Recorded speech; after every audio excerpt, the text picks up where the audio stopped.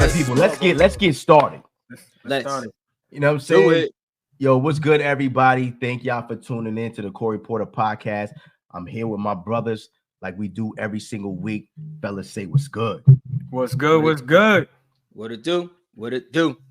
All right, Caesar, you know how we do every week, man. Tell us what you watching.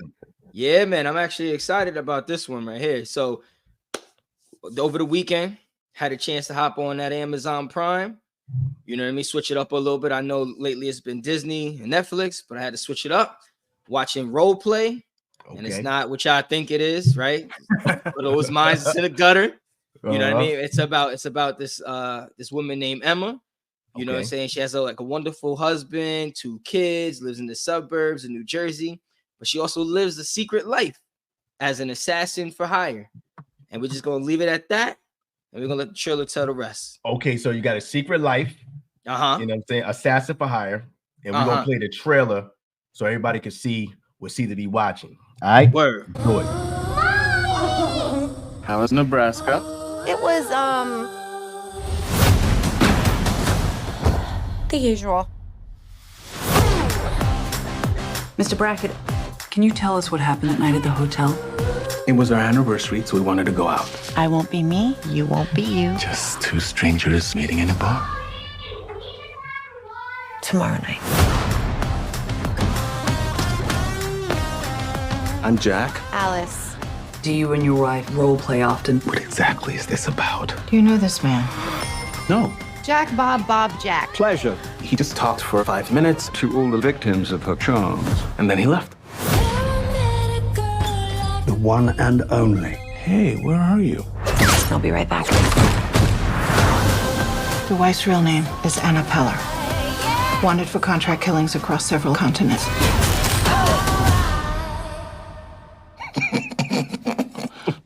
I'm sorry. What? They told me what you are. My wife is an assassin? This is a lot. You kill people. It's over. I never wanted to lie to you. I just want a normal life. That I have a family to protect. You're my wife. I am coming to help you. Do not come here. Do you hear me? Do not come here.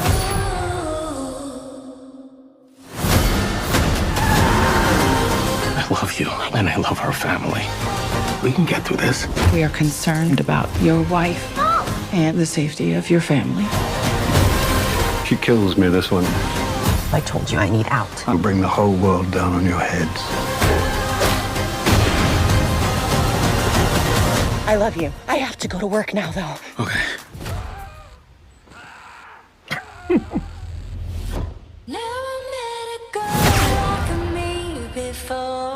Killing is bad, like unacceptably bad. I know. I'm done. I swear.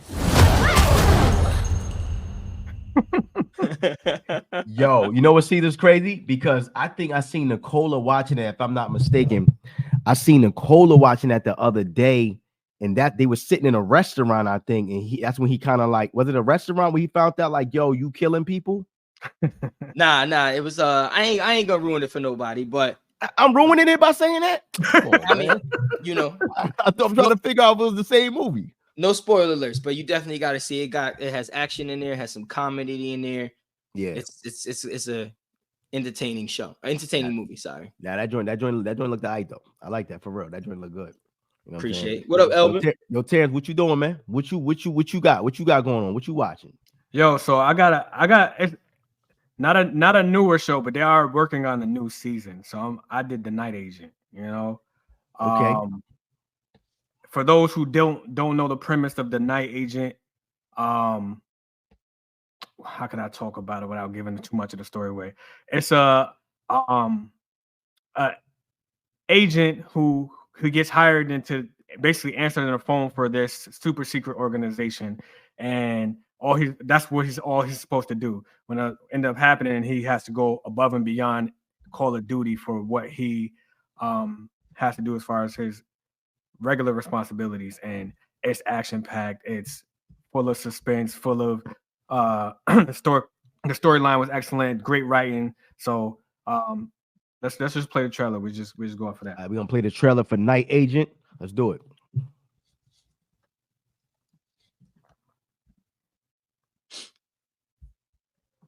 what's going on for the trailer for Night Agent? It's not playing. They shut us down. Oh, Night Agent ain't working. Oh man. Well, I mean, you got to talk a little bit more about Night Agent because Night Agent ain't. You know what I mean? Let's put it. Or you could reenact it. What's up? Yeah. So what he said? How you say it? Yo, shout out to Terrance watching Night Agent. You know that the trailer ain't work, but you know, homeboy holding a gun on the screen. It looks like it's something that we might want to see. You know what I'm saying? Yeah. No, I can't even lie. I did see it. It is good though. It is. Night Agent's good. Yeah. It's a good show. So we're gonna take both of y'all word for Night Agent, but yeah. So basically, go ahead. Let's get a synopsis real quick. It's like he's monitoring the emergency service line. He's an FBI agent, and he got caught into some conspiracy joints. Like his pops got into some stuff, and he's kind of trying to live up to clear his father's name. So he's like the super FBI agent, meaning he's trying to go above and beyond like Call of Duty for his stuff. He ends up stopping a big terrorist attack, and then basically it just spirals from there. A night agent actually calls in, and then in turn he ends up becoming a night agent. So it's very, very well written. Definitely go check it out. Well, you know, I wish we had the trailer, but it is what it is. Good show. And I am excited for season 2. They're working on it right now. So yeah, season 2 in the mix. I need to pay attention to that because I seen this the movie that Caesar was watching, but I don't remember seeing that one that you had on there too. And are y'all movies trending on Netflix or is just something that? Well, mine's the Amazon. Watching? I switched up from Amazon. Yeah, it's Amazon today. And what about yours, Terrance? Nah. This is like it was trending before earlier in the year. I think like back in March of 23. So it ain't trending now, I don't think. But they got a new season coming out. I know they're filming it, so a lot of people are tuning in. I guess they starting to rewatch it, so it'll probably be trending next week. Oh, okay. Now, as for myself, you know, I'm a music dude, so I was watching The Greatest Night in pop. You know what I'm saying? This is when Lionel Richie and Michael Jackson wrote "We Are the World," and it was after an award show. After the award show ended like 11 o'clock at night. Quincy Jones, basically, let me give you a little backstory. Harry Belafonte went to Africa, and he seen how poor the people was in Africa, and he wanted to make a song that was gonna raise money to send back to Africa for the poor people in Africa. So he got up with Quincy Jones and see like, yo, we got to make a song to raise money for Africa. You know what I'm saying? We got to, being that we're all black artists too, we got to do something for our people. So Quincy Jones was able to get everybody in one room after the award show. I forgot how many, I forgot what year that award show was, but you'll see it, and it's probably most likely in the trailer. He got everybody after the award show to come to this one room, and they stayed in that room from like 12 midnight to like 6 in the morning working on We Are the World. You got Ray Charles, Michael Jackson, Smokey Robinson, who else was in there? It was Lionel Richie. A lot of legends. Yeah, Lionel Richie was in there. It wasn't just black artists too. You had Bruce Springsteen. You had huge artists all in that same room for all of them hours. It's a crazy it's a crazy show. Well, really, it was a movie. And I'm gonna play the trailer so y'all can see what I'm talking about. We are the children. The greatest artists of a generation came together to save some lives. Must be in a dream, huh? Hello. But we only had one night to get this right. Let's get this party started. I received this call from Harry Belafonte, and he wants to do some kind of a song for famine relief in Africa. Basically what he said was, I need you. We just thought we'd pull together as many artists as we could and figure it out. It was just a wish list.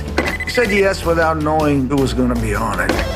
Bob Dylan, Stevie Wonder, Paul Simon, Cyndi Lauper, Bette Midler, Billy Joel, Steve Perry, Willie Nelson. I think we have Tina, Sheila E. Diana Ross. Everybody was there.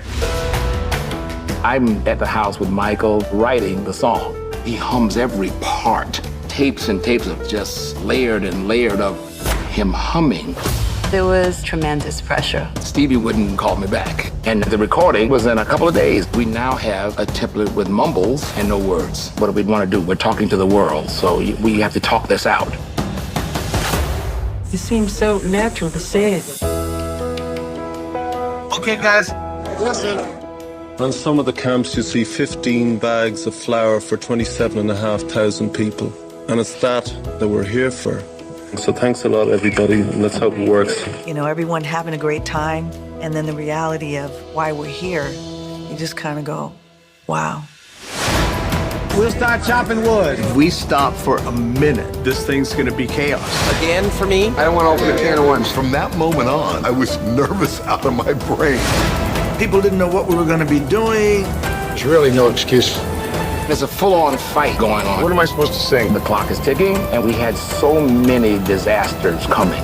Man, are you kidding?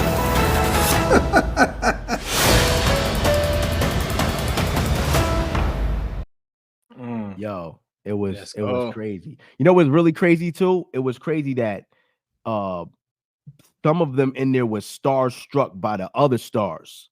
So they were getting autographs in the middle in the mix of singing. It was a crazy, and you know, we all know the song We Are the World, but to see the back behind the scenes on how they made that in one night, they made that, you know, and to be able to get that many important iconic figures in one room is crazy. And Prince was supposed to be there too, but Prince ain't show up because he said he ain't want to be around everybody like that. That sound like some Prince Prince said it was too many people there. You know what I'm saying? but that's what I seen. That's that's on Netflix too. I think it still might be number one because it was number one for a while. Yeah, so that's what I saw. But we're gonna being that we talking about music and the music industry and awards show, we're gonna play a clip of what Jay-Z had to say at the Grammys, the 66 Grammys, about I'll just play the clip and we're gonna discuss what he said. Grammys on February 4th to some of you don't belong in the category. Jay-Z is calling out the Grammys. The rapper receives the second annual Dr. Dre Global Impact Award during the 2024 Grammys on February 4th. To everyone's surprise, Hova brings 12-year-old daughter Blue Ivy Carter on stage to celebrate his honor, while his wife Beyonce looks on with pride. I usually say it's a sippy cup with Blue. But Blue's grown up now. She doesn't take sippy cups, and she has her own Grammys. The proud father was referencing Blue Ivy's 2021 win for Best Music Video for her mom Beyonce's Brown Skinned Girl. And while Beyonce is the most awarded artist in Grammy history, her hubby took this time on stage to call out the Recording Academy for one of the biggest snubs in her career. You know, I don't want to embarrass this young lady, but she has more Grammys than everyone and never won Album of the Year. So even by your own metrics, that doesn't work. Think about that. The most Grammys, never won Album of the Year. That doesn't work. You know? Beyonce has also been nominated for 88 competitive Grammy Awards, winning 33 of them. But even though the singer has been nominated 6 times for Album of the Year, she's never won that category. Jay-Z has been nominated for 88 competitive Grammy Awards, winning 24 of them. You know, some of you gonna go home tonight and feel like you've been robbed. Some of you may get robbed. Some of you don't belong in the category. Oh, no, that was it. No, when I get nervous, I tell the truth.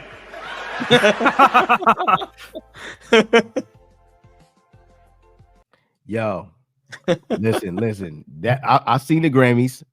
When he first said it, I agree with what he said about Beyonce not being able to Beyonce being nominated. I think it's like 33 Grammys she got. She got more than anybody in history, but she never won the biggest one, which is Album of the Year. You know what I'm saying?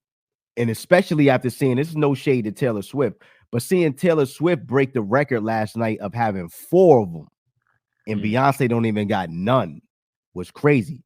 So, you know, me being me, I started to do some research on how many of us actually, when I mean us, I mean African Americans, actually even won Album of the Year.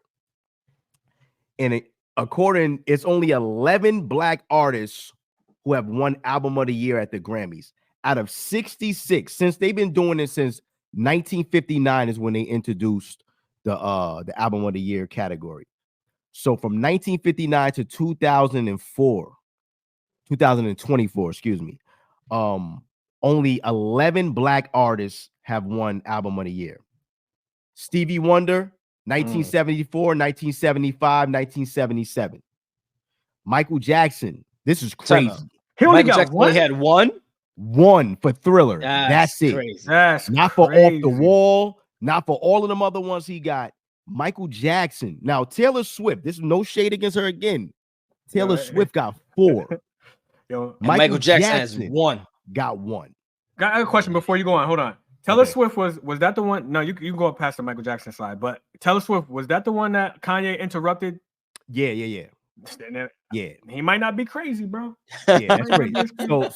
So Lionel Richie wins in 1985, right? Okay. Quincy Jones, who also produced Thriller, he wins in 1991. Natalie Cole wins in 1992. Whitney Houston wins in 1994. Only one. That's Whitney crazy. Houston got 1. Right? How many albums does she have, though? I don't even know. Whitney Houston probably, I don't even know. I don't want to freestyle, but Whitney Houston definitely probably got more than 10 albums.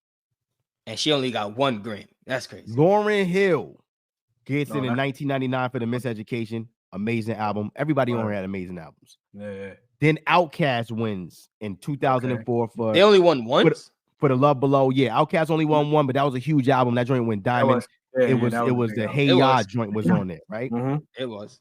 Ray Charles wins in 2005 for the first time, which is crazy. Oh, they were sent. They went back in time. And like, for the first time. I don't even think he was alive when he got this, because you see somebody else accepting it. Yeah, he wasn't. That's alive. wild. So he wasn't even here. So he don't even know he got one. That's crazy. In 2008, Herbie Hancock wins. Herbie Hancock, excuse me. And then John Baptiste wins in 2022. And what's so crazy about this, right? This is where it's real whack, because out of all of these 11 artists that's up here, only 2 is hip hop. And Lauryn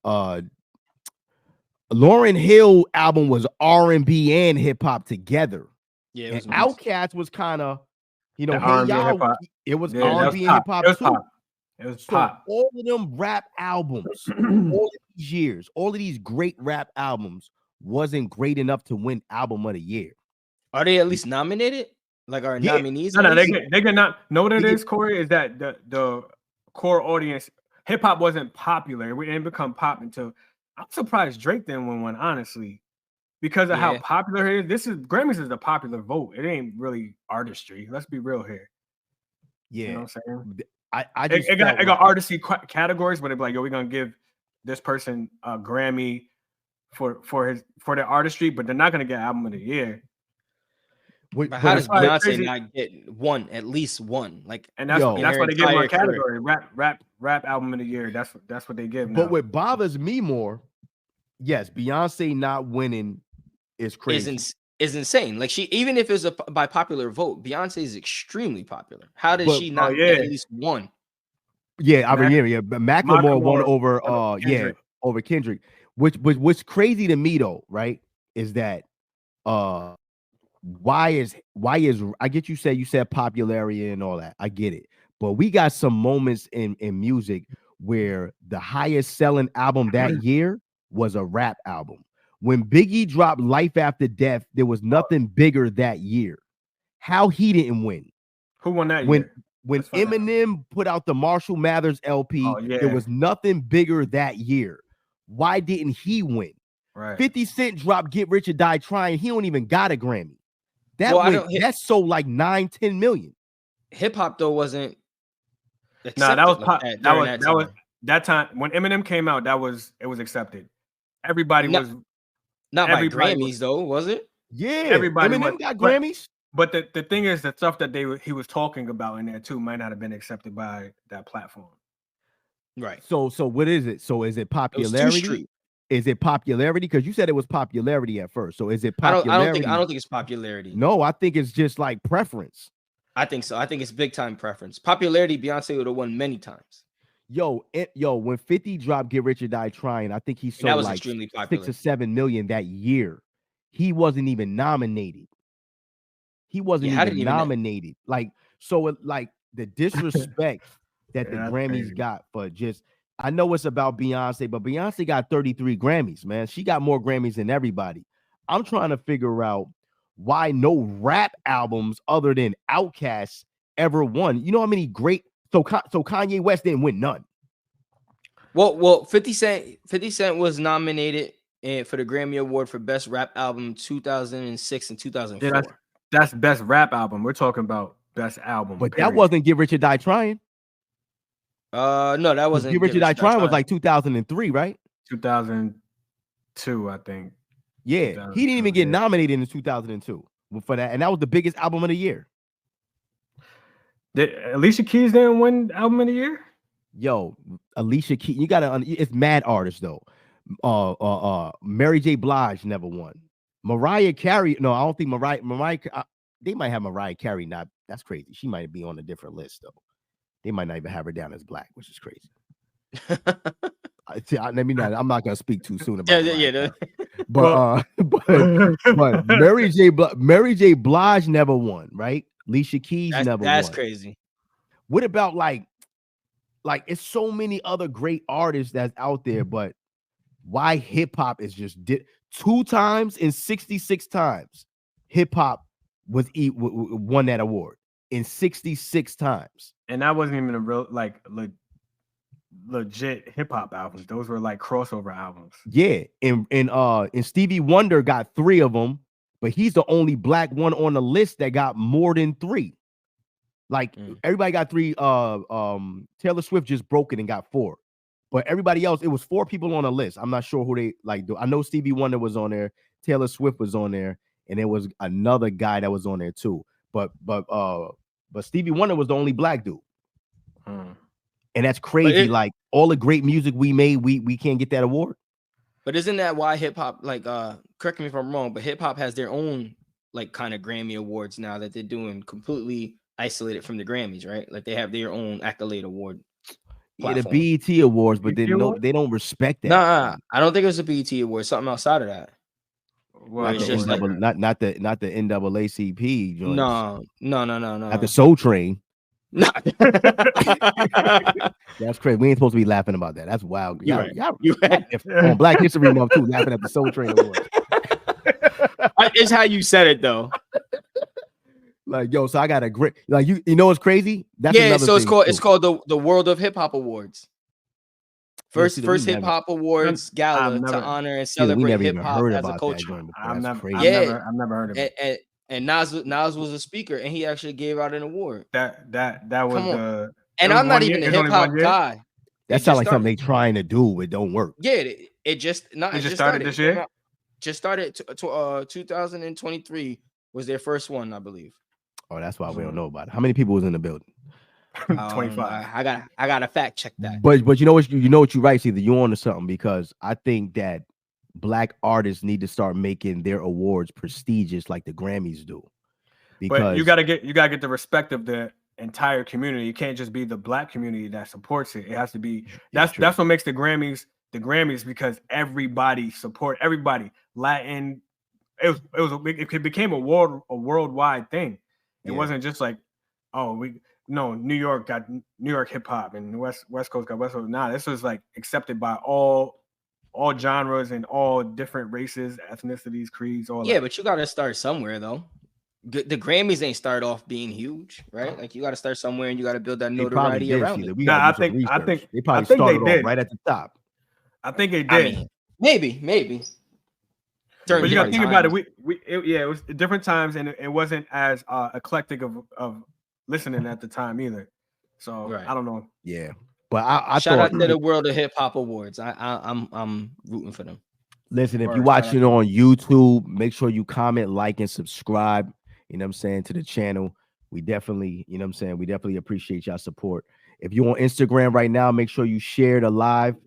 Facebook, share the live. You know what I'm saying. We only grow as much as you guys do. You know what I'm saying. So we appreciate it. But yeah, that's true, Nicola. Thank you for that, Nicola. Yeah, you're right. You know, but they have to start continuing. You're right. We got to start making our things important. You know what I'm saying? Because it doesn't make sense when everybody, all of the big stars show up to the Grammys, but they don't show up to the BET Awards. You know, they don't show up to the Soul Train Awards. It's like that's beneath them. You know what I'm saying? But when the Grammys come, everybody's dressed up and want to be seen. But sometimes you got to show up to the other ones too and make that that special. No, I agree. What I'm saying? But yeah, y'all should check it out. It's the World Hip Hop Awards. Check it out. It's coming out this year too. So. See, you got to check that joint out first though, because you telling us about it, but you ain't see that. I watched the 2023. What are you talking about? Man, you see Nas interview. You saw Nas interview. You watch clips. He saw, oh snap, what is this? Click. Oh, Nas talking. Nas is talking. Right. As soon as Nas stopped talking, he turned. That's true. That's true. But I didn't even watch the Grammys, so you know what I mean. So I watched more of that than the Grammys. That's crazy. As soon as Nas stopped talking, he turned it off. You know what I'm saying? But we're gonna move on. Yo, listen. Caesar, what you want to do? You want to talk about some sponsors, or what we doing? Yeah, we could jump into our sponsor for this one. So today we're being sponsored by Doc Temple. Check it out.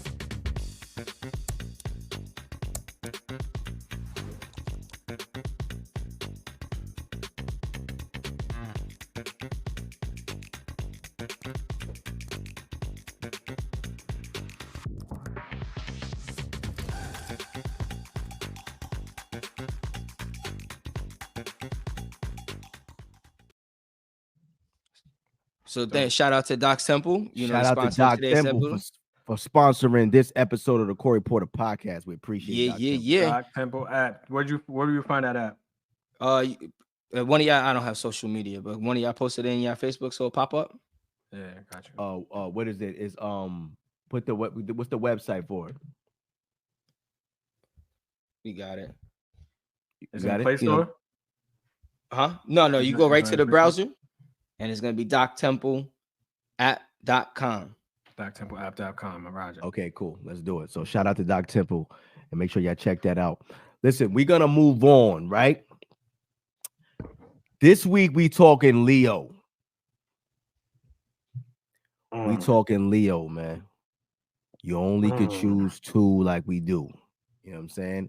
We got Departed. We got The Wolf of Wall Street. We got Titanic. We got Django. Caesar told me to take it off, but I kept it on there. You know what I'm saying? Because we do know that's a.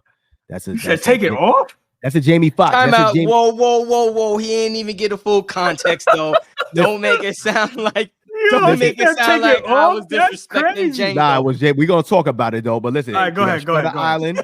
we got Shutter Island, right? We got The Great Gatsby, Blood Diamond, The Revenant, Catch Me If You Can, Killers of the Flower Moon, which we saw that together, Gangs of New York, and Inception. Yeah, let's go back to Django. Yeah, Caesar felt he had a logical reason why. He felt that Django was more of a Jamie Foxx movie, and Leonardo was kind of a supporting actor in the movie. It really wasn't his movie, but his acting in that movie deserved to be on the list. You know what I mean? But what we doing though? What we got, Caesar? You kick it off. What we doing? What's your two? Two? Okay, so we back at we give you two. Yeah. Okay. All right. Dang, it's a tough one though, man. I ain't even gonna hold you. I off the bat, I gotta put Inception on there though. That was crazy. Mind blowing. I don't think I've seen that. You're bugging. I'm wilding. If you never see you wilding. Yeah, you definitely if you never saw that off camera. You should have. Take that off the record right now. You are wilding, bro. It's good like that, bro. Crazy good. Yeah, that. Yeah. No, go ahead, C's. All right, what's your second one? So my second one's tough, man. Like the second one's gonna be a tough one. I ain't even gonna hold you. I'm probably just gonna. I'm gonna go with this one, but my third is like a complete fast follow. Really, my fourth too. It's tough, but I'm gonna go Catch Me If You Can. I'm gonna go Catch Me If You Can. That's a classic, man. That's a classic. That is a movie. classic. You can't. I feel like you cannot choose that just because of its notoriety. Now, if you had to pick a third, what would the third look like? What is that? It's a toss up for me. It's a toss up between The Wolf of Wall Street and The Great Gatsby, and I'm probably gonna go with The Wolf of Wall Street. All right, so yours is Inception. Number Catch one. Me If You Can. Number two. And The Wolf of Wall Street as a third. If you had to go with a third. Yeah, that's where we at. All right, Terrance, what you doing? I'm really surprised that Caesar picked those. That respect to you, brother. What you think I was gonna go with? Nah. If I knowing you, I thought the Gatsby would have been top 1, 2. Yeah, Gatsby was one of my favorites. I ain't gonna hold you. You know what I'm saying? And yeah, Inception. Titanic. No, That's Terrance's right now. I ain't gonna give you that. All right, yeah. So, all right. So you trying to make me go on that? Nah, I ain't gonna do that. Yo, hold on, Terrance. Before you go though, everybody who's watching on Facebook and Instagram, make sure y'all let us know what y'all think too. Let us know what movies y'all gonna pick too. It's interactive, so we're gonna put your comment on the screen. Let us know. Yo, shout out to Pedro. You definitely gotta go with The Wolf of Wall Street, Catch Me If You Can, and Inception. Like those is the top right there. Those are 3 dope movies. So I'm gonna go against the grain a little bit. So that's why I said you was wilding a little bit by trying to take Django out of there. The acting he had in there. But time out. His role was you couldn't forget it. His role was, but and you telling me it was funny too. And he was in a good amount of the movie. It wasn't like I didn't feel like it was just a Jamie Foxx movie. Yeah, he's probably the primary star in the movie, but Samuel L. Jackson's partner was kind of crazy. I don't even know the other dude's name that basically freed Django and hired him. His role, I guess it depends on what you relate. You see, depends on who you relate. Even Pedro said it, right? I agree. Django's Jamie Foxx movie, but Leo did kill it. You can't take Leo from that. Leo was better in Django than Jamie Foxx, though. So whoa. He was. I don't. Yo, bro. What? Caesar, he made you hate him, bro. Yeah, he did. He made you hate him. You're telling me he took the stardom more than Jamie Foxx? Jamie Foxx is like, you know what you was gonna get. You knew what you was gonna get. Nah. Samuel L. Jackson and Leonardo DiCaprio made you hate. Like I hate Samuel Jackson really took it. Samuel Jackson could have won an Oscar for that. If you basing on that, you got to give it to Samuel Jackson. It's more his movie than Leo. Yo, you're bugging. But anyway, I'm gonna go with Departed. You know what I'm saying? So this is not in order because I don't think I can put anything in order because his catalog is just crazy, bro. His catalog is crazy. Like you can't go wrong picking anything on this list. But if I'm how I always do every week, I'm gonna go if something's on TV, what I'm gonna watch, right? If all these are on TV, which ones I'm gonna watch? The Departed and Wolf of Wall Street is probably the 2 that when they on, I'm probably not changing the channel. Inception, amazing movie, but it's also one of those movies. Once you know it. It's kind of like you watch it and you'll get a couple of things every once in a while, but it's not like I have to watch it over and over and over and over again. You know what I'm saying? Shutter Island was like that though. I watched that like 6 times. I had to watch it like 6 times and I still don't really understand the ending of that movie. You know what I'm saying? So, but now if I'm going with The Departed and Wolf of Wall Street. Wolf of Wall Street was an amazing, funny, serious, you know. It was dope. I enjoyed it. So you telling me if Departed's on and Catch Me If You Can is on, you watching Departed? That's tough, man. I'm gonna watch any of these movies on here. I'm gonna watch. Answer that question. Which one you sticking to? If both of them on cable right now, Departed or Catch Me If You Can, which one you watching? I think it depends on my mood. Is that fair? Nah, you gotta pick one, That's man. that's a politician answer right You gotta there. pick one. That's the politician right there. It depends on my mood. If I'm looking for no more action, I'm gonna go Departed. I mean, if I'm looking cerebral, more Departed. Catch Me If You Can is more of like a it's thrill seeking. So, what mood am I in? Okay, that's fair. I'm gonna go. So if right now, if I'm going right now, type of mood I'm in right now, I'm going to watch Catch Me If You Can right now because that's more entertaining. So wait a minute. So what you picked? You picked The Departed and Wolf of Wall Street. Departed and Wolf of Wall Street. So if you had to pick a third, Django. That was easy. Django to me is probably the one I watch out of all of these. Like just because I enjoyed the fact that they say nigga so much in there, bro, and it makes me boil. And I'm like, yo, I watch it. I'm like, yo, I really I'm convinced these dudes is racist, bro. Like, they sold me. I enjoy the acting, and that movie was good. Kerry Washington in there. You know what I mean? They got a good star-studded cast. I ain't even gonna front. I'm gonna say something that's probably not gonna be political. Oh my god, here we go. Every week you would. Yo, listen, no, it's about Django. Yo, I didn't like Django for a long time, man. You know why? I didn't get it because it was supposed to be like a Western. So when I see a movie that kind of got like slaves in it and all that kind of stuff, or that my mind is automatically like real life stories, right? When I watched Django, like they was in there playing, like I ain't want to see that joint, and then it looked kind of funny, and I don't think those kind of movies should be kind of funny anyway, especially Samuel Jackson's but it was dark humor. Yeah. So it took me a while to appreciate that movie, but it's definitely ain't the best movie on this list at all. I agree. It's crazy. But let me go though. Go ahead.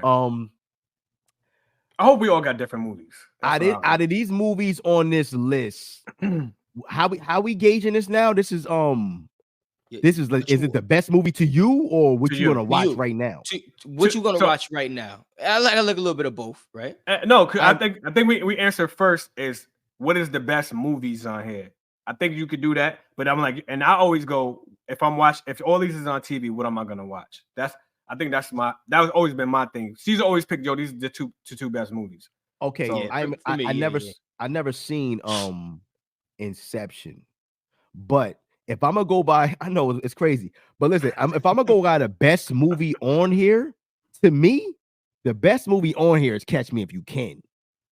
Okay, especially because they got the two goats in there. Okay. You can't front on Titanic though. I was just about to say that. I know you was gonna try to clown me for putting Titanic on there, but and just so you know, that's not my favorite romance, by the way. But what's your favorite romance?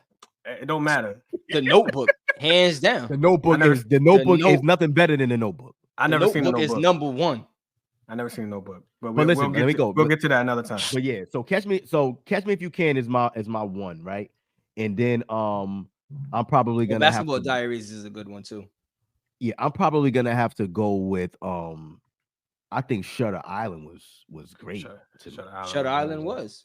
I thought Shutter Island was great though. But I mean, if I had to go for a third though, maybe The Wolf of Wall Street.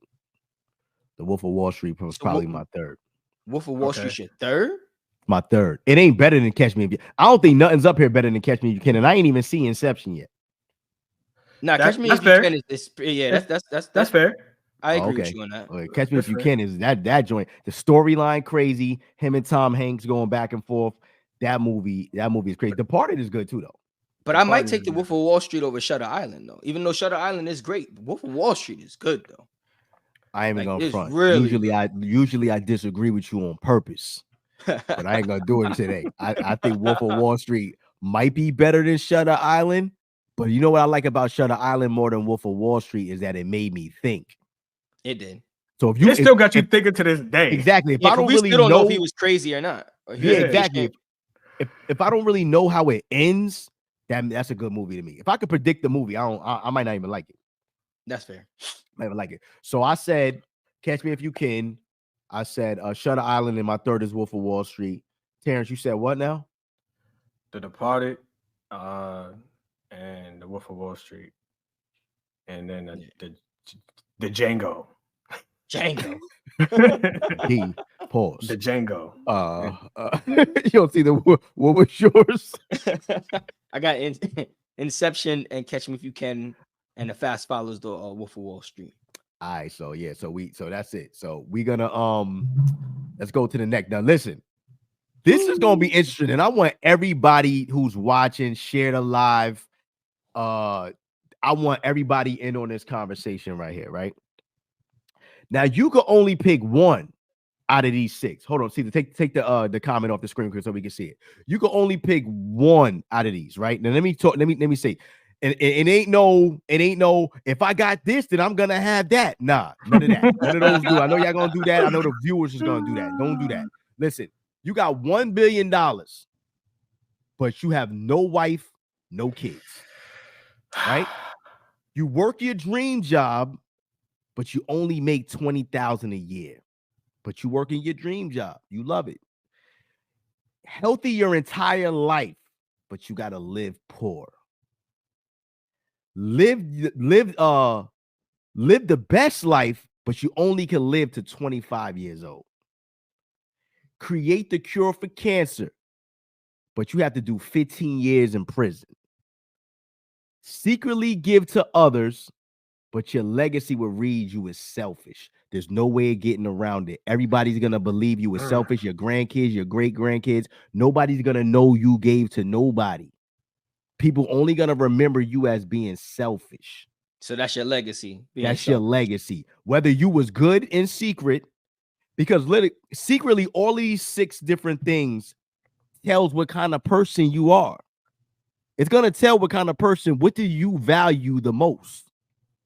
So I want people to chime in. I want to stay on this for a little bit because I want to see what people's gonna say about this. So, go ahead, Caesar. Give us some time. Give us some time to think about that. Listen. So I got a question. Yeah. We talking today, right? This is right now. You got to make a decision. This is a decision I made 20 years ago. What a 25 one, you would have had to make that because we ain't there no more.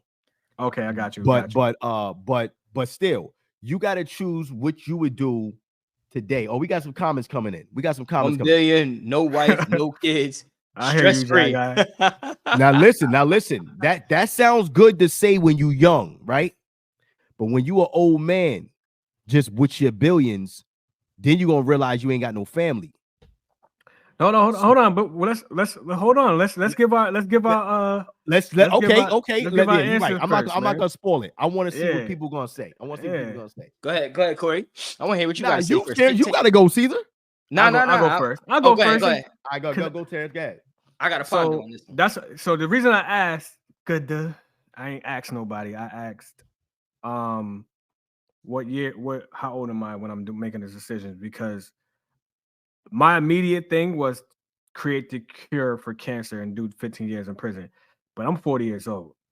So 15 years, I'm 55, I'm getting out. Like, I don't know how my health is going to be, like, to be able to enjoy it with my family and none of that, blah, blah, blah. So, plus you don't know if you could do 15 years in prison. I seen some people make it 15 years that you don't know if you could. I'm a little tougher than them, I feel. So I think I could do it, but I don't want to miss 15 years and none of my kids. So yeah. Yeah. But so I'm gonna take the $1 billion, no wife or kids.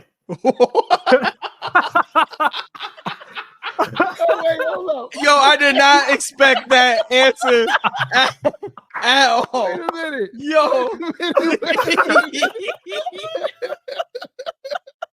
Yo, Terrance, hold up. We gotta say that again. Terrance is taking the $1 billion with no wife and kids. Yo, I'm joking. I'm joking. I'm joking. I'm serious. Because like I said, I'm gonna go off the thing that immediately popped in my head when we read all these.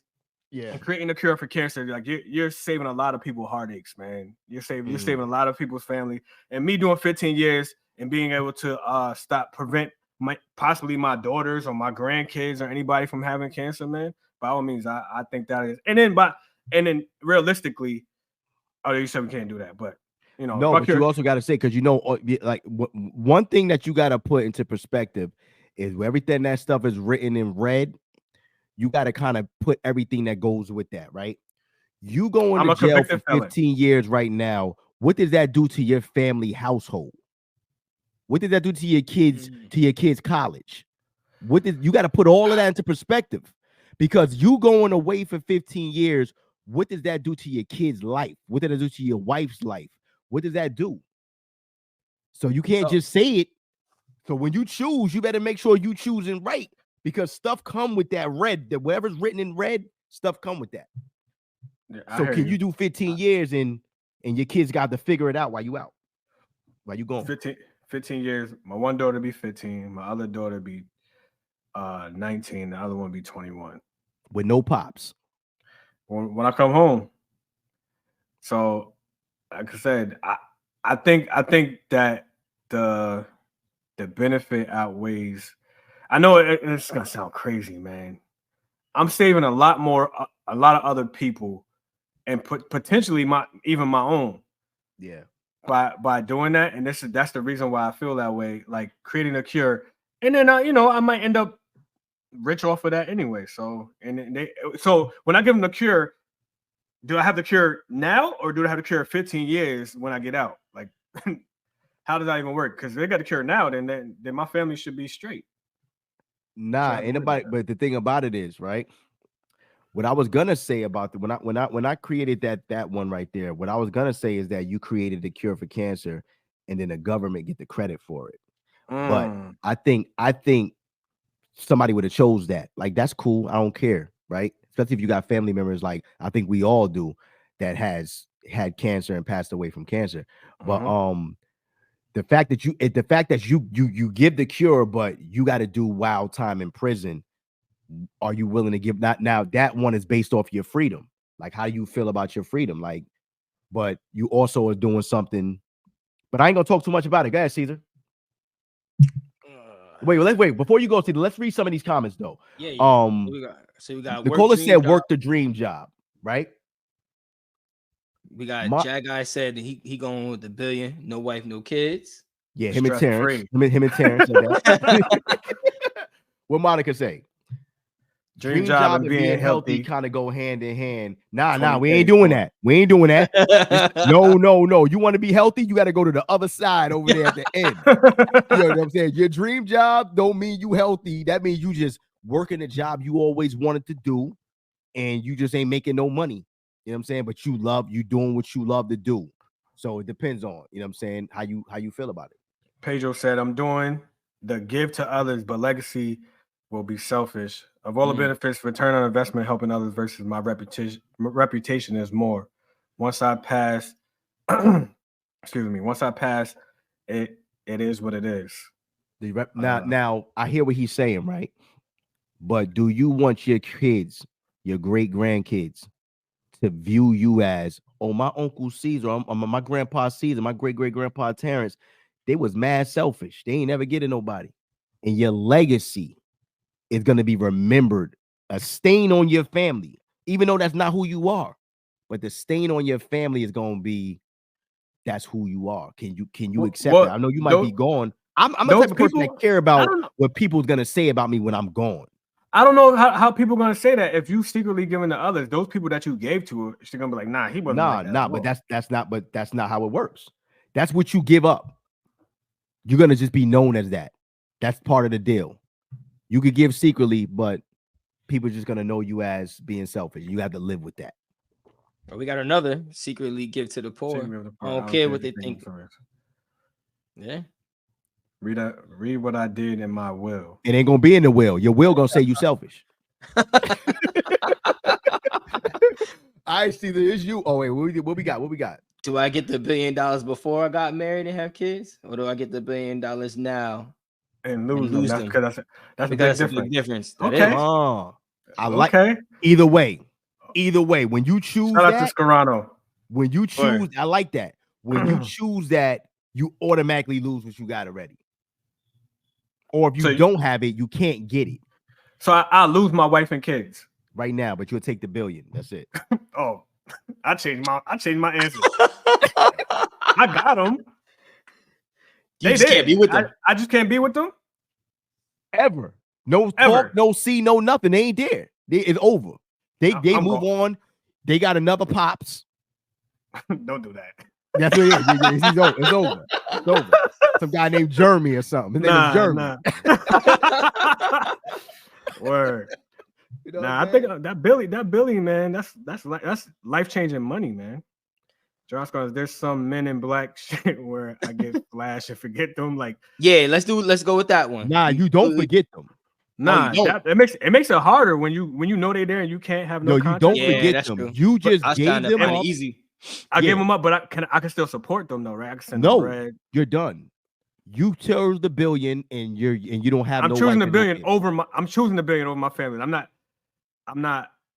You can't support them. You can't help them. You can't do nothing.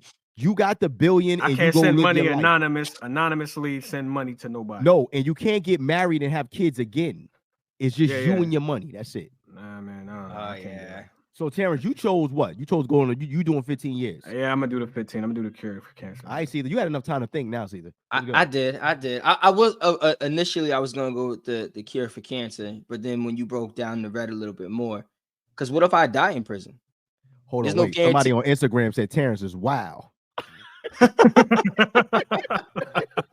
Who said that? I ain't even on the gram right Jerome now. said that. Oh, okay. Shout out to Nate. Wow. But guys, Caesar, what you doing, Caesar? Nah. I mean, like I said, I was gonna lean toward the cure for cancer, but is there a guarantee that I'm a survive and live in these 15 years? Nah, or anything or can I could happen. die. I could see the show. You can go crazy in there. You could go anything can happen to you in prison. But now, do I create the cure? Like, did I create the cure already before I went in, and I could release it after my 15 years?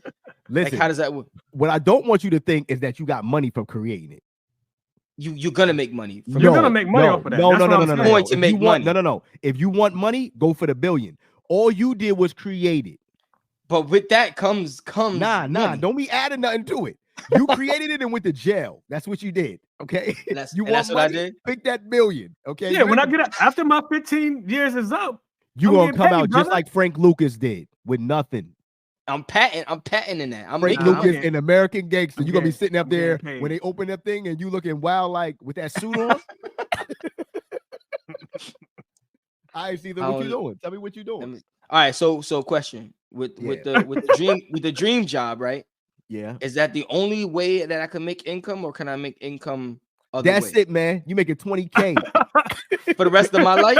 That's it. That's it. No side hustles. Nothing. You better go live with somebody. I'm gonna do my dream job, but I'm gonna strip on the side. I know I don't like stripping, but you have to gotta make some bread. You gotta get you a studio apartment in the hood.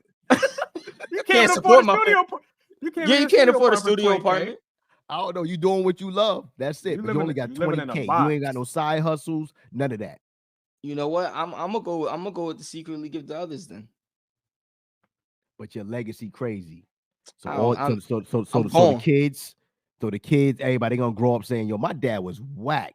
I passed away and I died knowing what I did. It is what it is. That's cool, it. Man. That's fair. That's it. All right. So I guess it's my turn, right? What you got? Yeah. I gotta hear this. You had a lot of time to think about this because you're crazy, I did. I thought about it while I was doing it. I ain't even gonna front, man. This is tough, and I made it tough like that on purpose. I'm gonna tell you, I know exactly what I'm gonna do though. I'm definitely gonna do the secretly give to others and let my reputation go. You know what I'm saying? I don't know. I would want to do that 15 years though.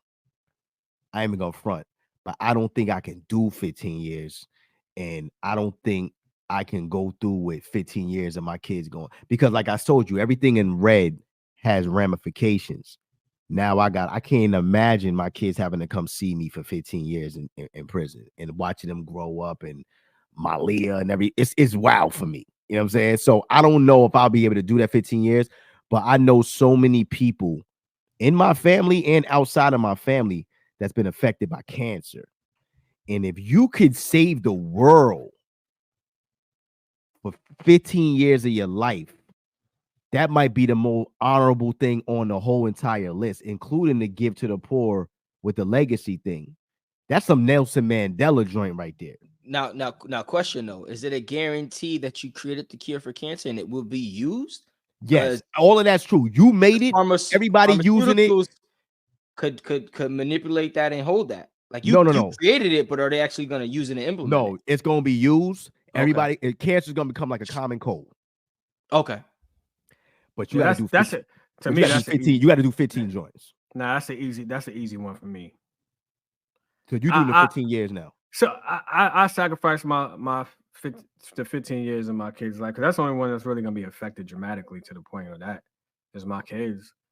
And so you saying saving the world is worth you losing a relationship with your kids? I don't think I'm losing a relationship. I still can maintain a relationship from prison in a sense as much as I could, right? But you missing all those years. I miss the years you missing.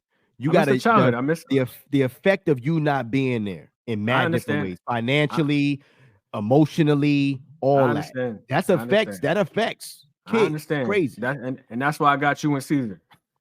Nah, don't be adding us, man. We nah. we picking other things on the list, man. We busy. We picking other things on the list. I might be poor. I might pick live healthy and be poor. I can't do nothing. I need one of y'all to pick this $1 billion, and then y'all just take take care of your nieces. He want us to pick the $1 billion, but he want us to get rid of our kids to take care of his. Right. But yet he being selfless and creating a cure for cancer. Yeah. You know what? I ain't even gonna front. That 15 years, I would probably have to have a talk with Nicola. I don't think Nicola give you the okay for that one, man. So Nicola's a nurse. Actually, I think she would. Nicola's a nurse. For the better good, like, you're saving millions. You're saving billions of people for the rest of eternity. Eternity, bro. When you got there, everything changed when you left. I hear you. You're gonna be not even about being remembered, but you're gonna be remembered for the greatest thing that ever been done. So are you switching? Except for God and Jesus. Are you changing? Amen. Are you changing yours then? Are we going with cancer? 15 years? Nah. I don't know if I can do 15 years. It's crazy. You can't do 15 years to save the world? I don't know, Caesar. I don't know, man. I don't know if I can do 15 years. Like, you gotta understand, like, we never been to prison, thank God, but prison rough, man. Yeah. Look, I did 2 weeks, man. And I'm little, and I'm 41. I'm little and 41. I don't know. I know people who made it through that. You be fine, bro. You don't know if they made it, man. That's what they told you. You don't know if they made it. They out. They was in. I know dudes that did. I mean, they did 8, 9. You know what I'm saying? Yeah, but I would have to go with the legacy one. But let me explain what each of these mean. The $1 billion meant you value money over anything, right?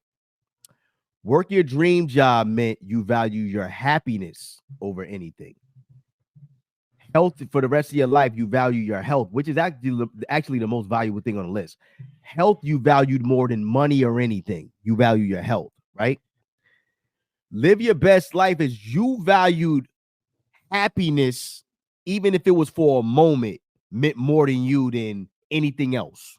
If I could be happy for 25 years and live the best life, travel the world, eat the best food, have the best wife and the best kids, but I only can have it for 25 years, I'll take the happiness and I'll go to heaven, right? And the cancer one meant you valued other people more than you valued your own self, right? And the last one is you didn't care what people thought about you at all. Even if everybody thought about you in one way, long as God knew who you was, you only cared about that, and you was willing to die, being called all kind of stuff, and you was doing God's work, but you didn't care what people thought. So you be like, God see me, I don't even care if y'all don't care. And you know, and you put your legacy on the line. So that's why I made those like that to see. And really with us, well, I think we all chose the same one. Or Terrance, you chose the 15 years. Yeah, he chose 15. 15, yeah. So Terrance chose people over his own self. Me and you see that we chose God see us, you know what I'm saying, but that's all we can do. You know what I'm saying? So Right. we good people, I guess. You know what I mean? I guess so. I Shout guess out to so. shout out to T, because that's that military in him. Every other life matters more. You know what I mean? Yeah. You know what I'm saying? I mean, listen, he started off rocky.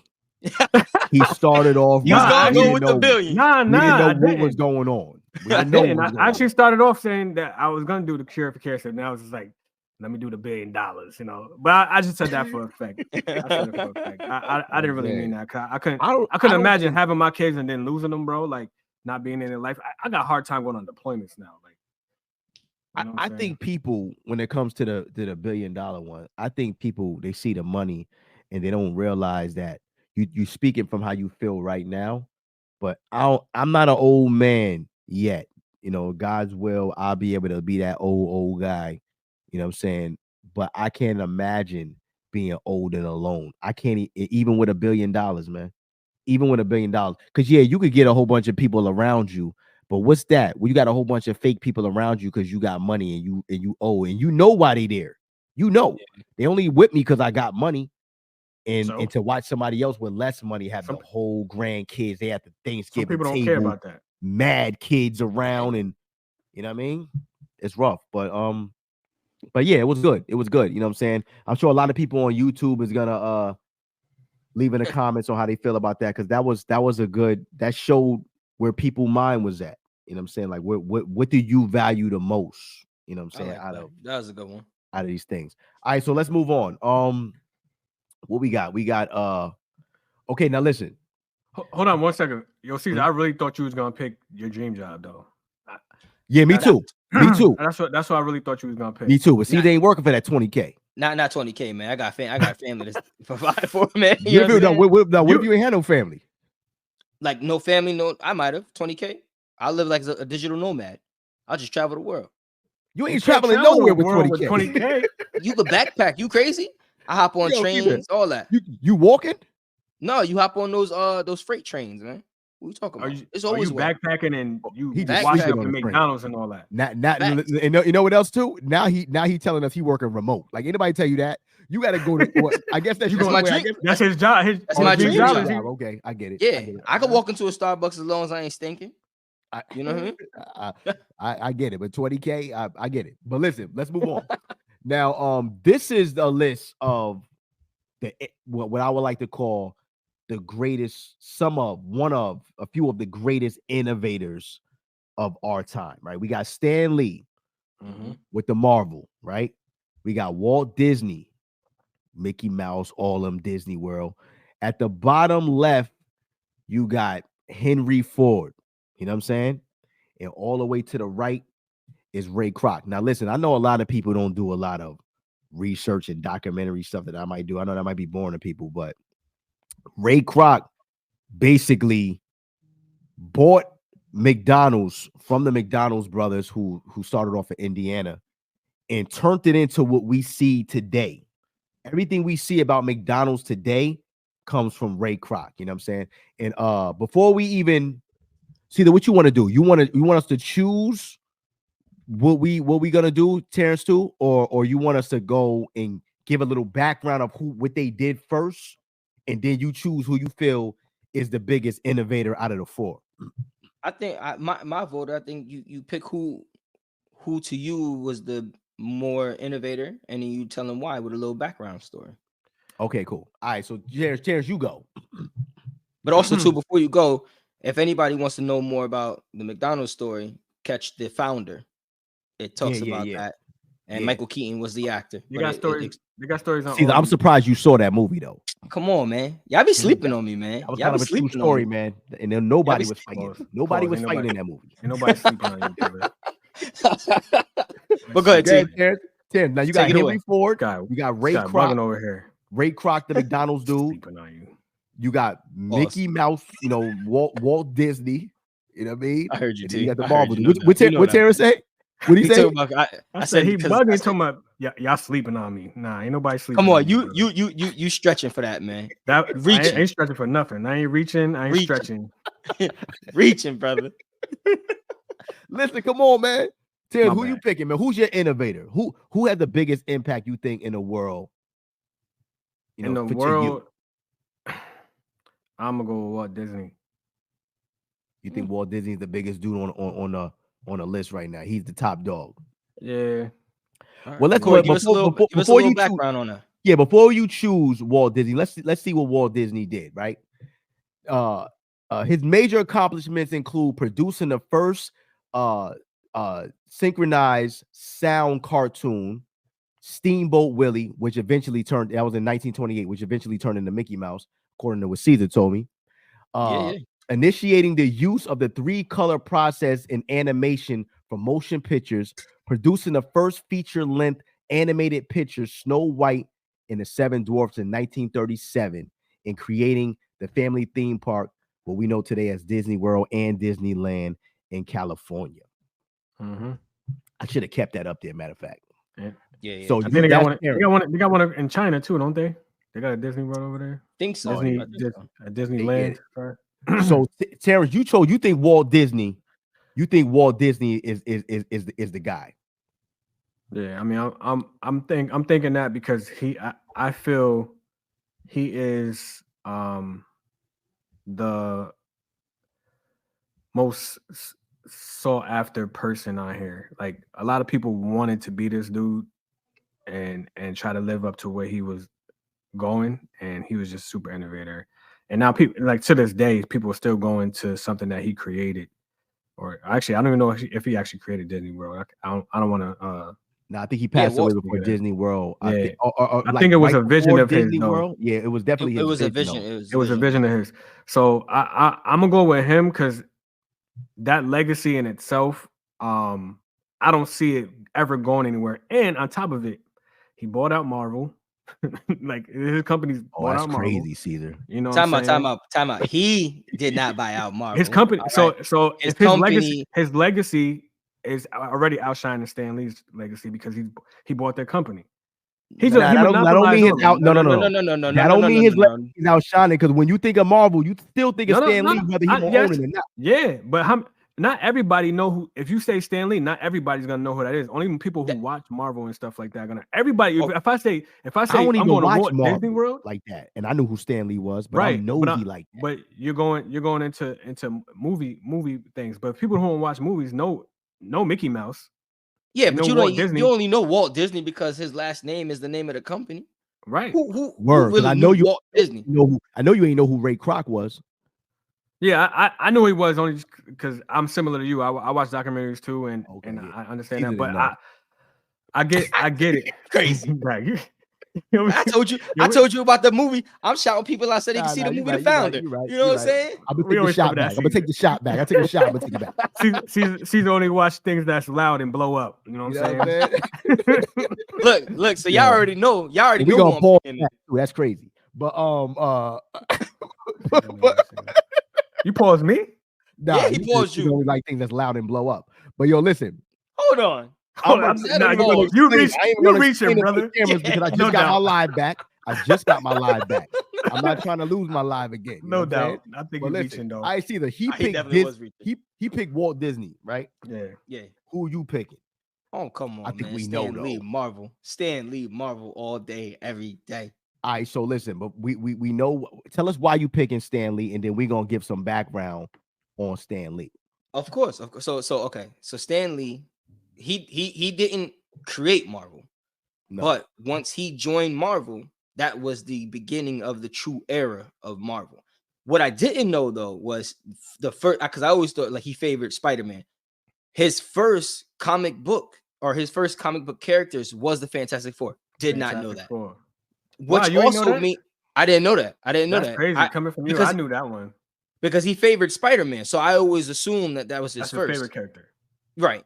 But so like, you know, and also too, him creating comic books, it was during a time, or superheroes, it was during a time where, like, you know, the war was big, right? So like creating something for people to kind of like take their mind off of it, or build morale, or encourage and motivate for them to, you know what I mean, to want to either join military or do something to help the community and help the people around them. So it had such a huge impact on you know, on comic books, superheroes. I mean, you think of superheroes, you think of comic books, you got to think of Stan Lee, to the point where Walt Disney did buy Marvel for a reason. You know what I'm saying? They saw the impact that Marvel had. So I'm going with Stan Lee. So Stan Lee got his. I mean, watch your mouth though. Watch your mouth. Stan Lee got his start with Marvel in 1961. His goal was to try to make heroes feel realistic and make the unreal feel real. In order to accomplish this, Lee created the Fantastic Four, like Caesar said, and that was his very first superheroes. Yeah. Shout out to Stan Lee. I always was impressed. Yeah, with, rest in peace. I always was impressed with Stan Lee. Walt Disney too. Like, I think any of these guys who like got something in their mind and they just create stuff, like that's my kind of people. But being that you guys picked those two, I knew Caesar was gonna go with the Marvel dude because Caesar's the Marvel dude. Terrance, you surprised me with Walt Disney. But Walt Disney, technically, Walt Disney probably has, I don't even know. I can't even say that because Henry Ford, I'm not choosing Henry Ford and I'm gonna tell you why I'm not choosing Henry Ford. Henry Ford, of course, he started. Oh well, we know Miles is gonna go. Walt of course, Disney. Yeah, of course, Miles gonna pick Walt Disney. Henry Ford started. If you say what I think you're gonna say, ain't the nobody Ford company, right? Oh, he also invented the assembly line that is used today. You know what I'm saying, for cars that's being built now. But the reason why I ain't picking him because he also started the 9-to-5 that everybody I did not know that they use in all their jobs came from Henry Ford. You know what I'm saying? So I'm not going to choose Henry Ford, but I am going to put up his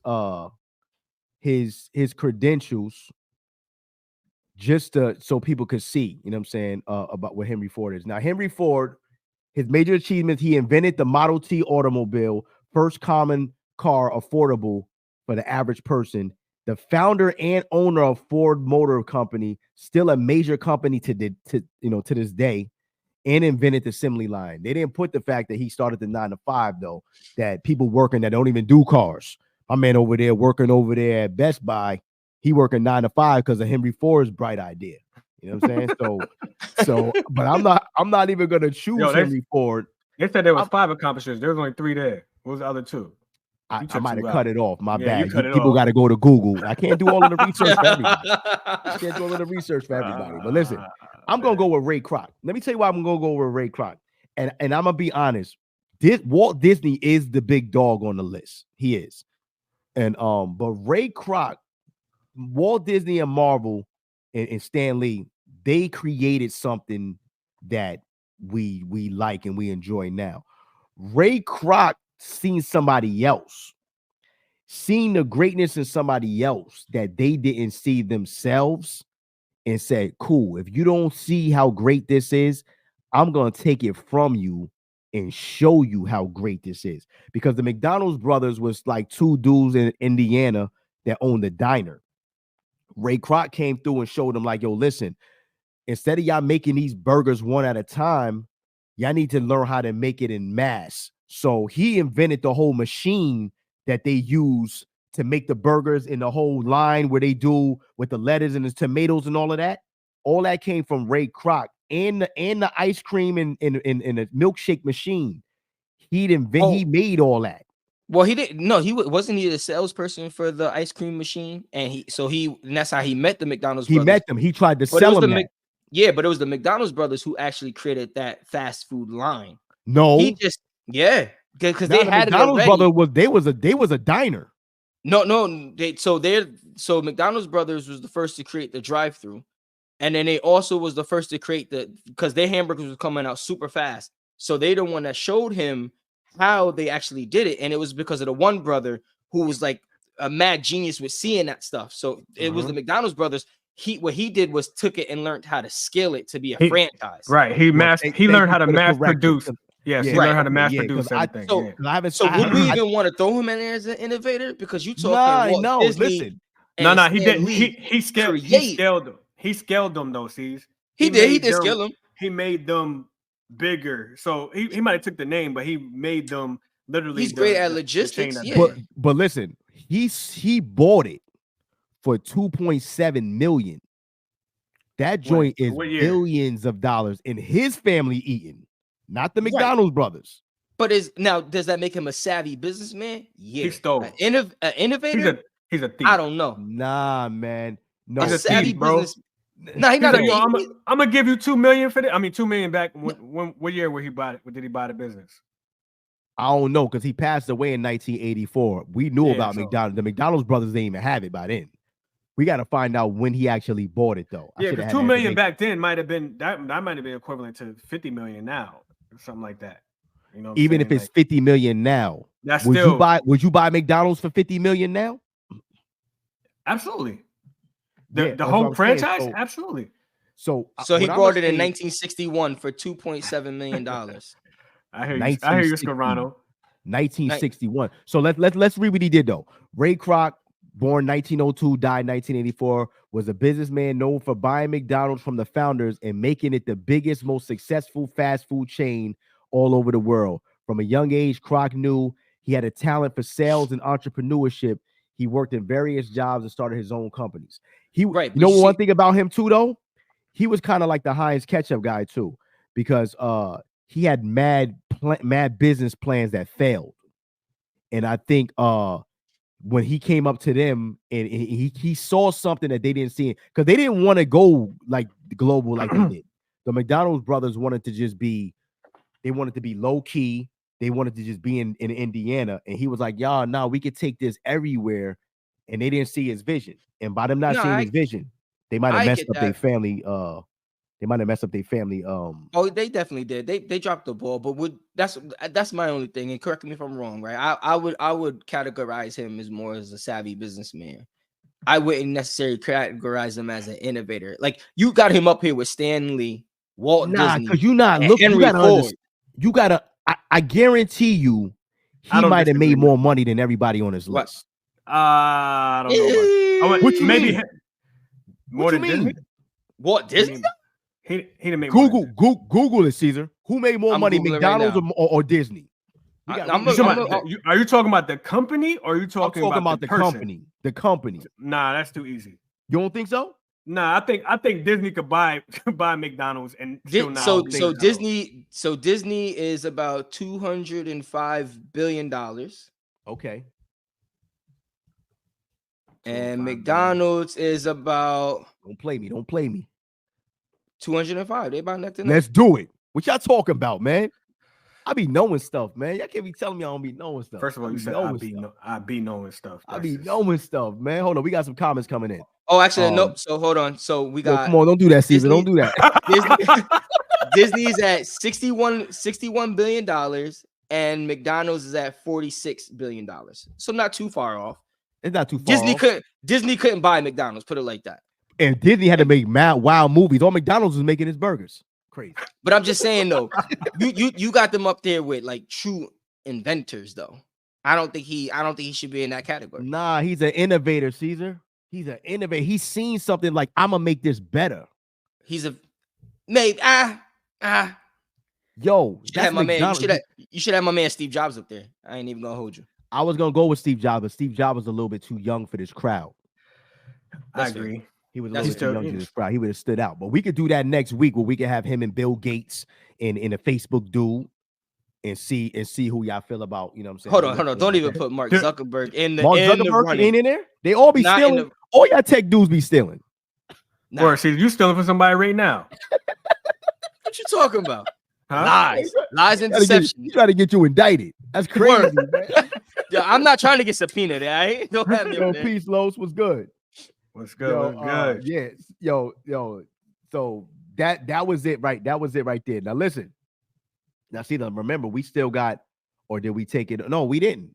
What y'all want to do? Y'all want to play some of these, or y'all want to wait for next week? Y'all want to play some of these upcoming movies that's coming? I think we could finish it off with a couple of trailers. You know what I'm saying? Finish on a high note. Get some. All right, so see, you do that. You take that. So what we got? Whoa! Finish. We got some important things to talk. We got an important event to talk about. You talking about finish? Oh no, but we also do got a clip. We also do got a clip to represent. We can never be. Oh, you right. Kansas City Chiefs. Kansas City. I'm joking. Oh man, he want to talk about how the 49ers is about to lose. That's crazy. Wow, y'all. He want to talk about how the 49ers. It be your own brothers. He want to talk about how Pat Mahomes about to get another one. That's crazy. Who's Pat Mahomes? Who's Pat Mahomes? Oh wow, that's crazy. You don't know who Pat Mahomes is? Caesar Cap. Caesar's just going for the other team. He don't even know who's throwing the ball or nothing. He's lying to you right now. He's lying to you right now. I don't even believe that. Take it over, Terrance. The floor is yours. What we talking about? Yeah. First off. All right, so y'all already know I'm a 49ers fan. Okay. So I've been riding and dying with them since the Jerry Rice era. Since I started watching football, that's always been my team. So I've always been riding with them. When they was trash, winning 3-4 games a year, I was still 49ers fans.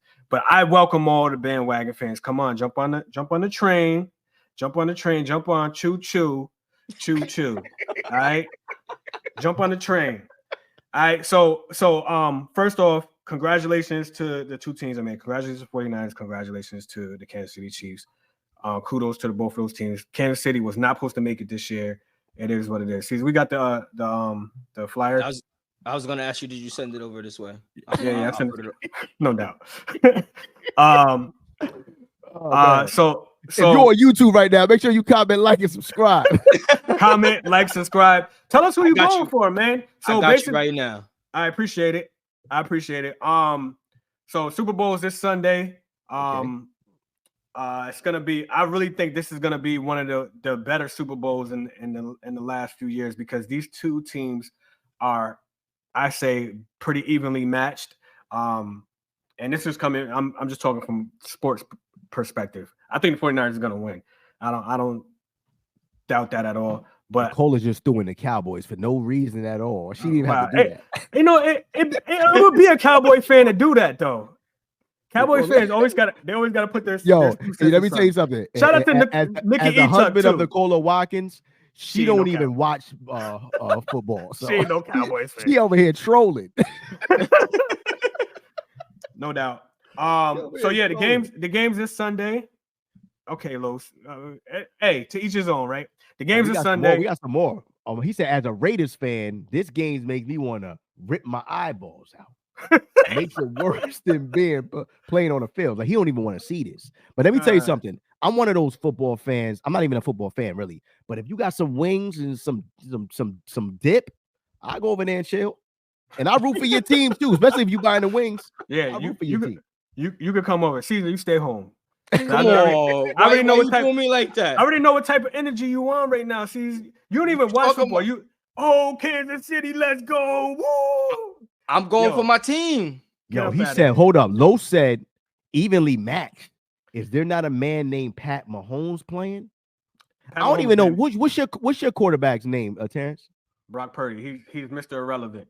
But that. Oh, you got a relevant going up against Pat Mahomes? And he's probably the best quarterback in the league right now. It don't matter. Hold up. Before you even finish, right? He mentioned Kelsey, right? We got to talk about this for a quick second. Do you realize that they trying to say that Kelsey's fade is the new thing now? He invented the fade. That's what they said. They said everybody's going to the barbershop asking for the Kelsey because he got the fade. Forgetting my man, you know what I mean? All the dudes from the 80s, forgetting Bobby Brown with the Gumby, forget my man Kumo D, all of them. They trying to say Kelsey invented the fade. They taking the fade from the black community right now.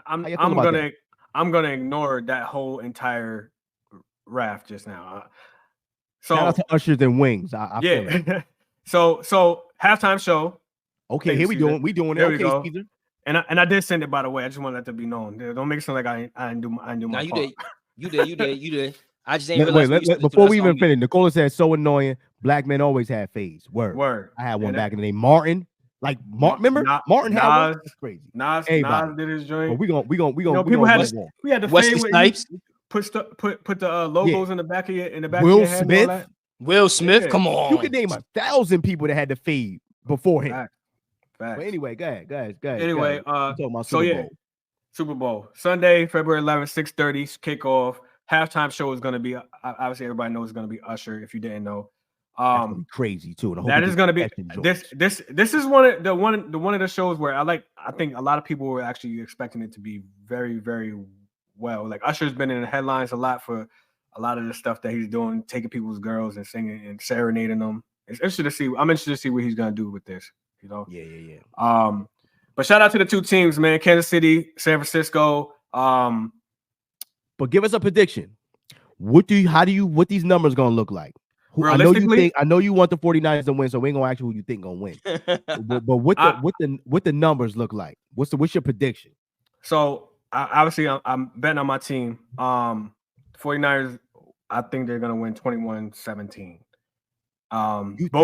Listen, I seen the last game just so I can know what to talk about today, right? So I seen the last game. I don't think Niner game. I do not think Niner game. I don't think no Pat Mahomes is only gonna put up 17 points. It's two defensive teams that like 49ers defense is top notch. Kansas City's defense is pretty good too, but Christian McCaffrey is different, bro. He's a generational talent. Just think about going against a Barry Sanders on a team like that. Not saying he's Barry Sanders. Let's get it correct. Watch him now. Let's get it correct. But I tell you this, Christian McCaffrey is not far off, man. If he was a black dude, people would give him a lot more respect. So I'm gonna go off of that. The Christian McCaffrey, the George Kittle, the Deebo Samuel, this all 49ers players. But Christian McCaffrey is literally the best. He's been the best running back in the league, without getting all the credit he wants. Did you forget about the year Pacheco's? Come on, man, go away, Los. Go away with this. Pacheco's not even close to Christian McCaffrey. CMC. Don't tell him to go away. We need him. No, we welcome all the comments. Like, subscribe. I'm just defending my realm right now. Corey mind is always on business mode. He hold on. Time, man. Yo, tell your friends. That's why I'm on it. You know what I mean? Yo, so he said compare those numbers though, man. Come on, you getting some pushback right now, man. People don't think I ain't even gonna front. I'm you my brother, so I ain't gonna be like Caesar do. You know what I mean? Tell him to put the numbers.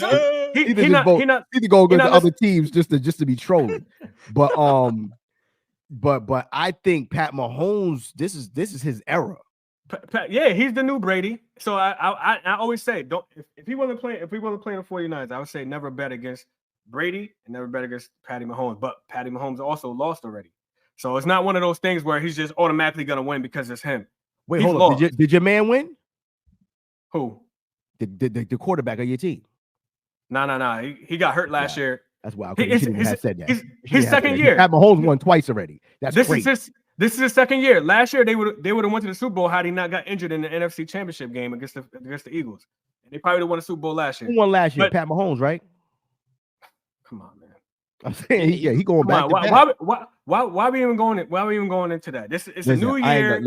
Listen. It's a I'm new only year. getting you back because listen. The Giants beat the Patriots when the Patriots was undefeated. So I don't want to hear nothing about none of that extra stuff. Every game, any given Sunday, and it is what it is.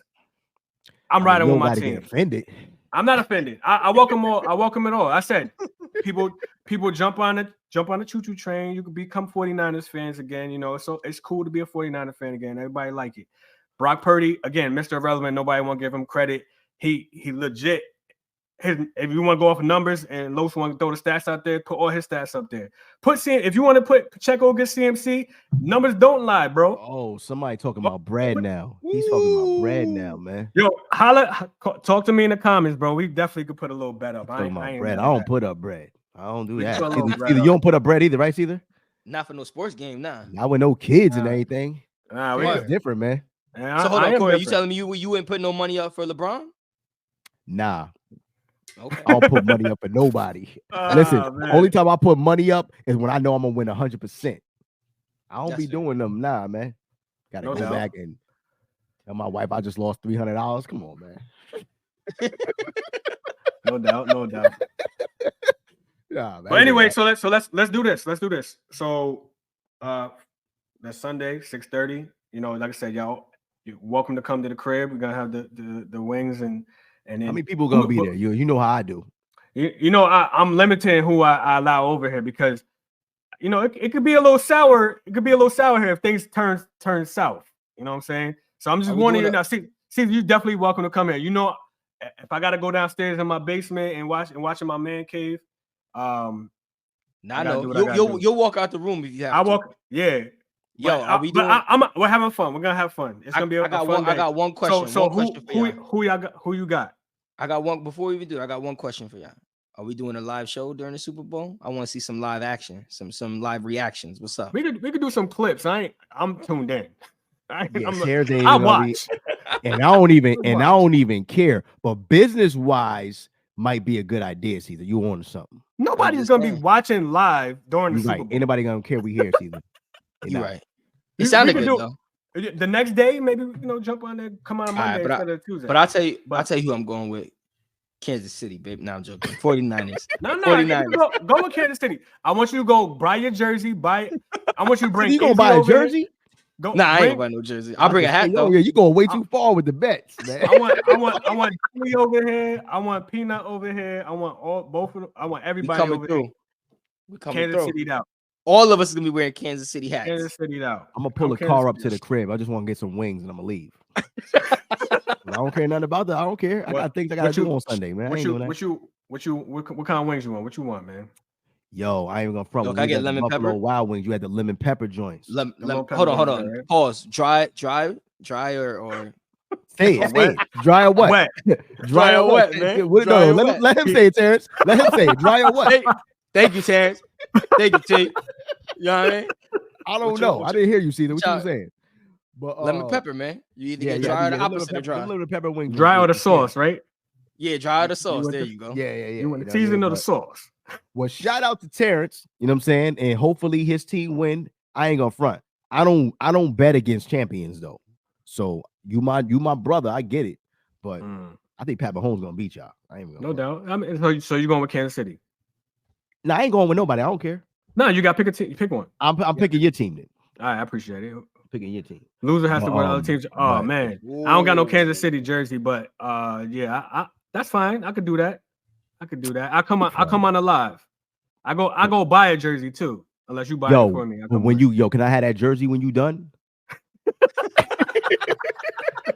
I like Pat Mahomes. Get a Pat Mahomes one too. No, it's crazy. I like Pat Mahomes. I like Kansas City as well. I can't go with them, man.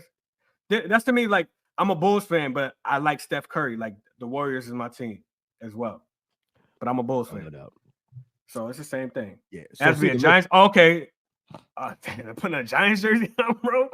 That's tough. I hear you, Los. But listen, I think what you think we should do? You think we should go straight into the maybe leave you want to do the trailers or you want to go straight into the black? We'll leave the trailers for next episode. I think it's important that we touch on the next one. All right, so listen, being that it's Black History Month, there's no way in the world. This is our first episode in February, and shout out to our 6th episode too, because we appreciate everybody who've been rocking with us, who've been checking our YouTube, subscribing. Everything is going up. Like, we appreciate it. People's tuned in. We getting text messages from people like, yo, the show's dope. We appreciate everybody who's been tuning in with us, and we only gonna grow, you know what I'm saying, from here. But being that it's Black History Month, there's no way in the world that we can have our first show in February without giving you something about Black history. You know what I'm saying? So we're gonna give you with one of my heroes, Maya Angelou, a quick biography of who she is, and this week is we featuring Maya Angelou. Check it out.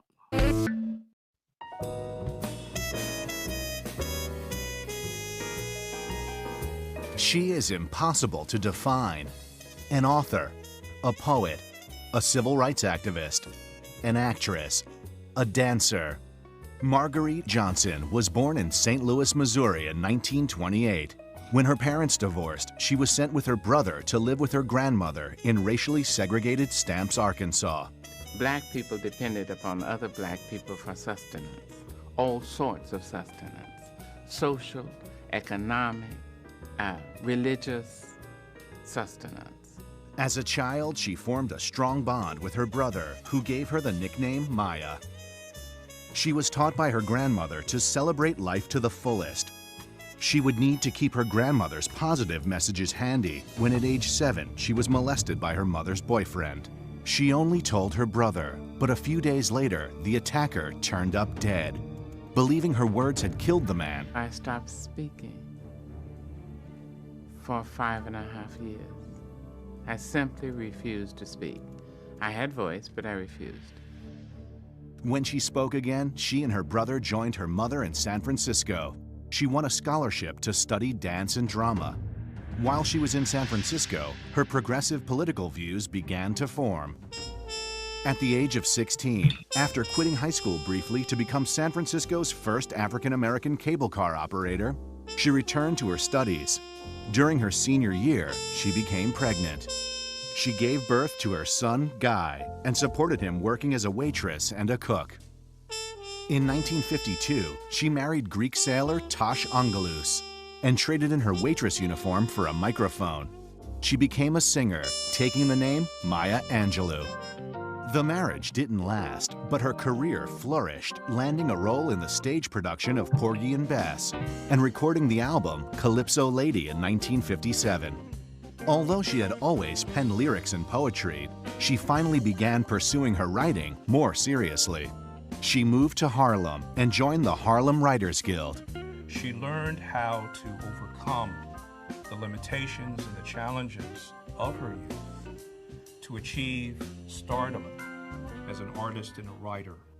Her unique journey continued when she moved to Cairo, Egypt, with her then love interest, South African civil rights activist Vusumuzi Maki. She served as the editor of the English language weekly, The Arab Observer, before moving to Ghana to work as editor for the Ghanaian Times. In 1964, Angelou returned to America to help her friend Malcolm X build his organization of African American Unity. Those plans were scrapped when Malcolm X was assassinated in 1965. The assassination of Martin Luther King Jr. in 1968 left her devastated. But along with the great joys and painful lows she had experienced, her rich life served as the inspiration for her memoir, I Know Why the Caged Bird Sings. Published in 1970, covering the early years of her life, it was a critical and commercial triumph.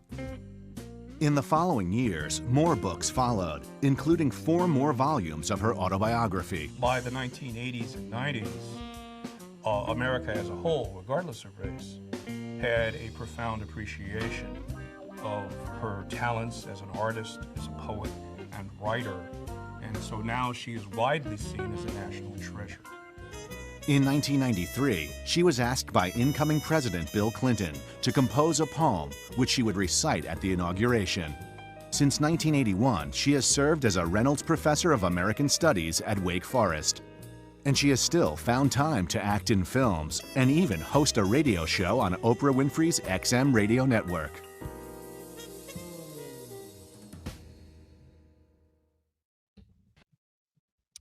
Shout out to Maya Angelou. You know what I'm saying? Happy, Black History Month to everybody, and make sure, I keep our history alive. You know what I'm saying? Because we're in a society right now that's trying to erase a lot of things that is part of our culture or things that happened in the past with our people. So make sure you always be like a vehicle for our history. So shout out to Maya Angelou. She's no longer here with us. I'm surprised in that must be an older documentary because she passed away years ago. But she definitely wrote, I Know Why the Caged Bird Sings, amazing book, and Still I Rise, that poem, amazing. You know what I'm saying? So shout out to Maya Angelou. But any last remarks, from the fellas before we get out of here? Yeah, I just want to say shout out to our sponsors, Doc Temple app. Once again, thank you for sponsoring this episode. Absolutely. And thanks to everyone. DocTempleApp.com. Yes. And thank you for everyone that was chiming in. You guys really, truly make this entertaining for us. So, they're excited to see who comes on every Tuesday, who participates. So spread the word. The more people on, the more engagement, the more fun we'll have for sure. Yeah, right. Continue to comment, like, subscribe, share, go on YouTube, watch all the YouTubes. This is our 6th episode. We got the other 5 up on the YouTube. So go comment, like on those videos, share those videos. Yeah, man, we just appreciate everybody, man. We're having a lot of fun doing this. We get like Corey said, we get a lot of phone calls, a lot of text messages, saying we're doing a great job on there. A lot of even the guys in the military, man.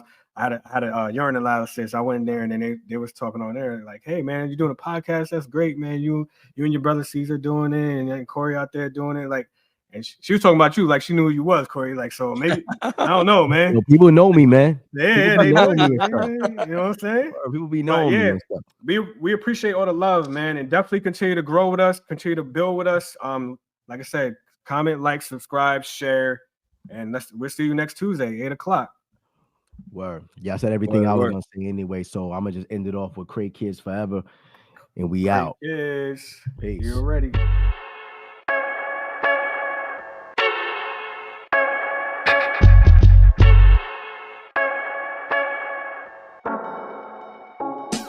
Be sure to like, comment, and subscribe to the Craig Kids Podcast channel.